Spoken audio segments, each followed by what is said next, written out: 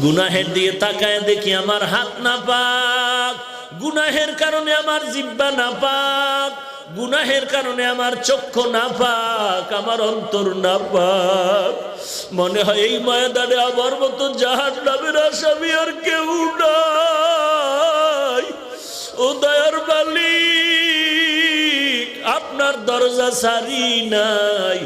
পাহাড় সম পরিমাণ গুনাহ করলে আপনার রহমতের সামনে কিচ্ছু না রে আল্লাহ। কত বড় বড় বেঈমানেরও তো আপনি মাফ করে দিয়েছেন। আমরা তো আপনার আদরের নবীর উম্মত, আমাদের কি আপনি ক্ষমা করবেন না? আয় আল্লাহ, যদি আমাদের গুনাহগার বলিয়া তাড়ায় দেন, আমরা কোথায় যাব? যাওয়ার তো